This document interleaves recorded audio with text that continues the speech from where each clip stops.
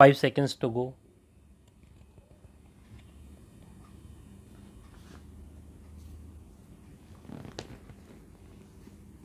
Start. This seminar to discuss parliamentary democratic forms of government is a very good move.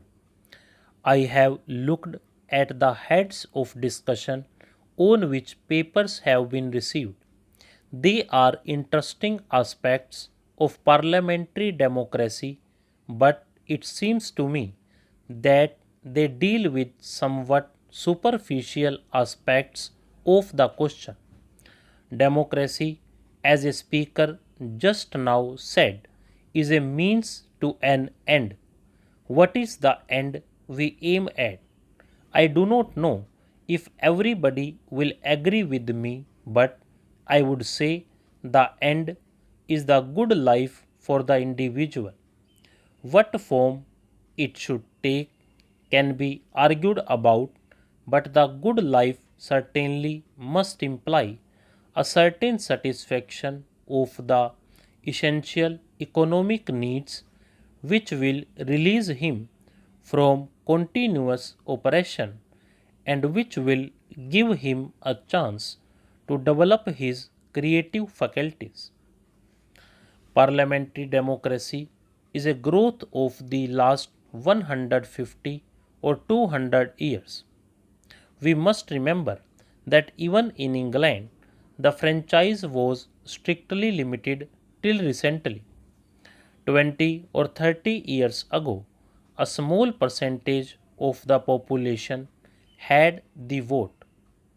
Even now, in quite advanced countries, women who form half the population do not have the vote. Democracy in those countries is presumably male democracy. It needed many struggles before democracy in the 19th century could widen out from the strict confines of certain classes. As the franchise was extended, the representatives chosen also ceased to belong to the higher classes. It is only in the last 30 years or so that adult franchise has come into being in a number of countries. This period is not long enough really to tell us what the ultimate effects of the universal franchise are likely to be in solving problems. Problems are solved out merely by the governmental structure being good, but by the quality of human beings, their education, and their character. The machine can, at best, make it easier for those qualities to develop and remove any elements which suppress growth. In the past, democracy has been taken chiefly to mean political democracy, roughly represented by the idea of every person having a vote. It is obvious that a vote by itself does not mean very much to a person who is down and out and starving.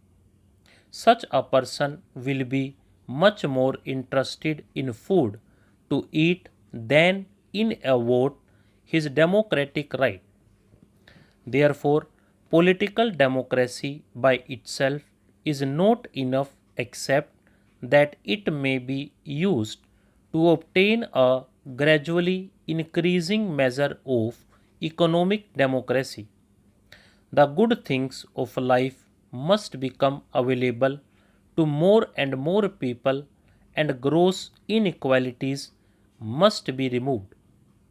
That process has no doubt gone on for some time in countries where there is political democracy.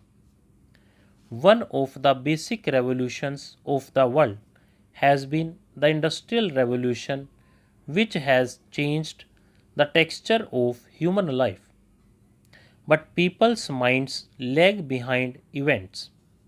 Sometimes the person who considers himself most revolutionary is very conservative, that is, he holds on to things regardless of the changing conditions. The French Revolution came with a mighty bang, frightened Europe, and created innumerable waves of thought which affected Europe for almost the next 100 years. Again and again, in the rest of Europe, there were waves of revolutions following the ideas of the French Revolution, but they ended up as petty revolutions. Even the French Revolution, when it occurred, was rather out of date in the sense that something bigger was happening behind it, the Industrial Revolution. The leaders of the French Revolution were hardly conscious of the Industrial Revolution that was in its earlier stages.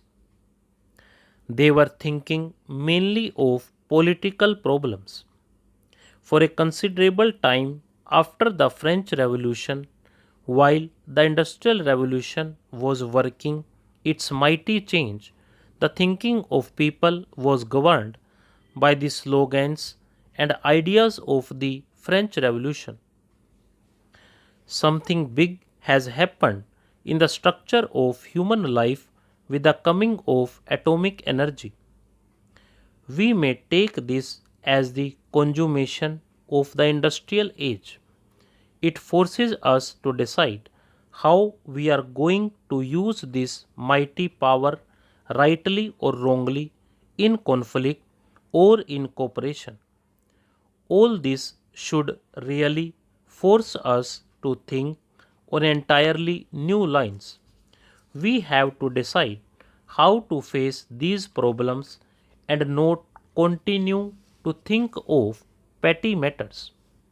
We believe in democracy.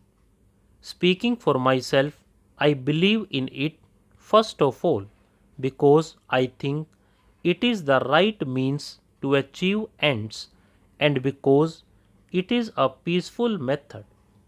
Secondly, because it removes the pressures which other forms of government may impose on the individual. It transforms the discipline which is imposed by authority largely to self discipline.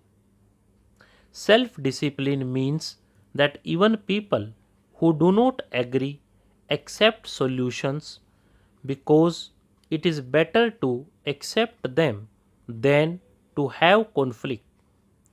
It is better to accept them and then change them if necessary by peaceful methods. Therefore, democracy means to me an attempt at the solution of all the economic and socio problems by peaceful methods. Stop.